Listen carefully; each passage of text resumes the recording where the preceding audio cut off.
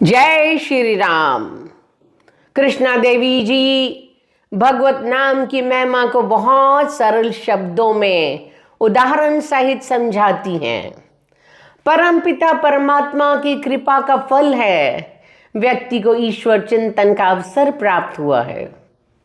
भगवत कृपा से मनुष्य को यह दुर्लभ चोला मनुष्य तन प्राप्त हुआ है 84 लाख योनियों के बाद। प्रभु प्राप्ति के अनेक साधन हैं, परंतु नाम साधन उनमें सबसे सरल उत्तम साधन है। नाम जप सबसे ऊंची साधना है। इस कलयुग में तो इसे बड़ी कोई साधना है ही नहीं। यदि हो सके तो बिना जीभ हिलाए बिना होंठ हिलाए जाप करें। ऐसी कोशिश करो कि होंठ और जीभ ना हिले और मन के अंदर जाप होता रहे।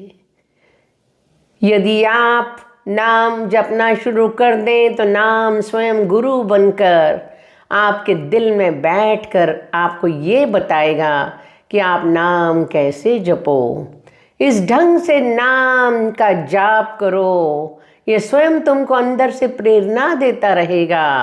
आपको किसी की सहायता की जरूरत ही नहीं पड़ेगी। एक बार पूर्ण सद्गुरु से प्रेरणा लेनी चाहिए।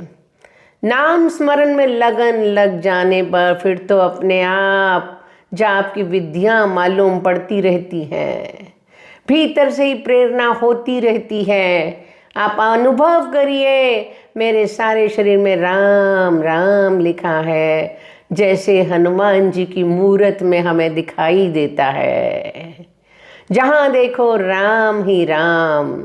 आप सदैव एक ही नाम के इर्द गिर्द अपने विचारों को घुमाएं। कुछ समय के बाद आप जीहा एवं मन में एक दिव्य मिठास, दिव्य सौंदर्य, दिव्य आनंद की अनुभूति करने लगेंगे। जाप सदैव एकाग्रचित, दृढ़ निश्चय, निष्काम भाव से करें। शंकर जी भगवान का नाम जपते थे, ध्रुव और प्रहलाद नाम जपते थे। इस जाप के आधार पर इतने महान बने। भगवान नाम की बहुत महिमा है। भगवान इस घोर कलयुग में अमूल्य रत्नों की खान है। जिसने अपने हृदय में उसे बसा लिया, उसके लिए किसी ज्ञान, योग, साधना, तपस्या, समाधि की कोई जरूरत ही नहीं है। ये लोक परलोक का साथी है। ये आपको आवागमन के चक्कर से छुटकारा दिलाएगा। जिस समय आप नाम का जाप करते हैं तो आप इस सुषुप्त सूक्ष्म नाड़ियों पर इसका प्रभाव पड़ता है। उसका प्रभाव मन पर भी पड़ता है। जब मन पर जाप का प्रभाव पड़ा तो मन निर्मल, पवित्र, सरल बन जाता है। कई बार महानुभावों को ईश्वर का तत्व ज्ञान प्राप्त हो जाता है, जो मुक्ति का साधन है। गोस्वामी तुलसीदास जी रामायण में लिखते हैं, ईश्वर प्राप्ति के लिए सबसे अधिक महत्व प्रेम पर दिया जाता है। राम ही केवल प्रेम प्यारा, जान लेहु जो जानन हारा। राम जाप की रट एक विद्यार्थी की तरह होनी चाहिए, जो पुस्तक रटता रहता है। ऐसा प्रतीत हो कि चलते फिरते, उठते बैठते, लेटे हुए और काम काज करते हुए भी राम नाम भीतर अपने आप जपा जा रहा है। यहाँ तक कि सोते हुए भी जाप चलता रहे। जब आँख खुले उस समय भी राम नाम मंत्र की तार भीतर मिलती हुई प्रतीत हो। जिस उपासक की ये अवस्था हो तो समझो राम नाम उसकी आत्मा में बस गया है। उसका मंत्र सिद्ध हो चुका है। उस पर राम कृपा अवतरित हो गई है। यशपा जाप राम नाम का अधिक जाप करने से जग जाता है। राम जाप करने वाला कभी नरक में नहीं जाता, उसका सदैव कल्याण होता है। ये जन्म मरण के चक्कर से छूट जाता है। भगवान के नाम का सहारा लेकर अजामिल, गणिका जैसे पापी और नीच भी नीच योनि से तर गए। भगवान के नाम की बड़ी महिमा है। इस प्रकार की डोरी से भगवान सदा खींचे चले आते हैं। चाहे वो वैकुंठ में बैठे हों, चाहे क्षीर सागर में, चाहे स्वर्ग लोक में।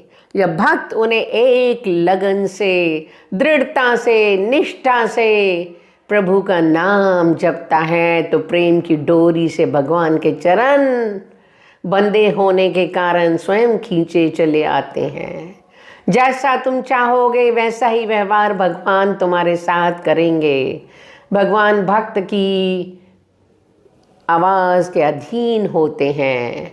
जब भी कोई संकट के समय आतुर स्वर से पुकारता है, भगवान तुरंत पहुंचते हैं। भगवान की शक्ति से राणा के द्वारा भेजा हुआ जहर का प्याला अमृत बन गया और मीरा उसे पी गई। द्रौपदी को जब भरी सभा में दुर्योधन की आज्ञा से दुशासन उसे बालों से खींच कर लाया, कौरवों की भरी सभा में उसे वस्त्रहीन करने के लिए उसकी साड़ी खींचनी शुरू की, तो इस अमानुषी अत्याचार से कोई रक्षा नहीं कर सका।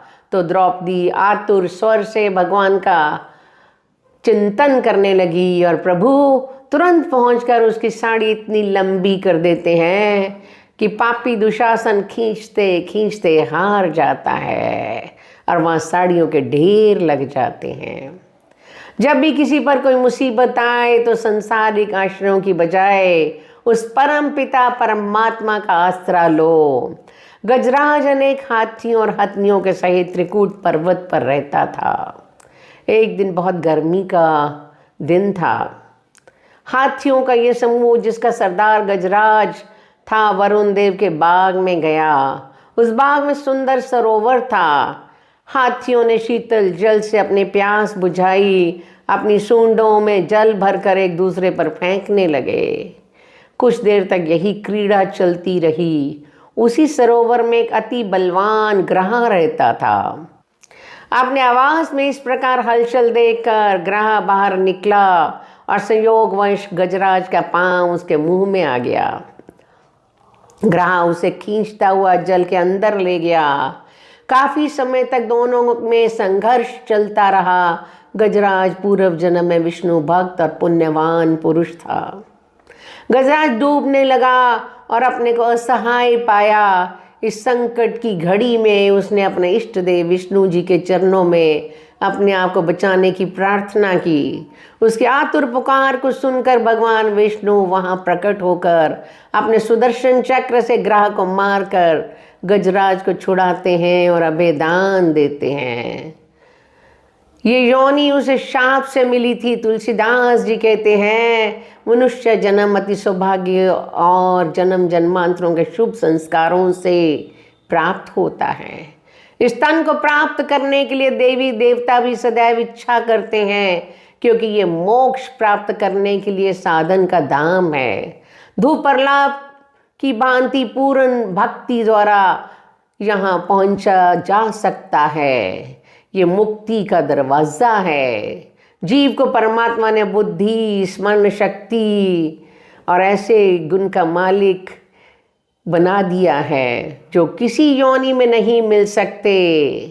इन साधनों का उचित प्रयोग करके मनुष्य अपना लक्ष्य प्राप्त कर सकता है। हे मानव, तू अंतःकरण की गहराइयों में उतरकर शाश्वत सुख को प्राप्त कर। नाम जप, नाम जप, तर जाएगा। जय श्री राम।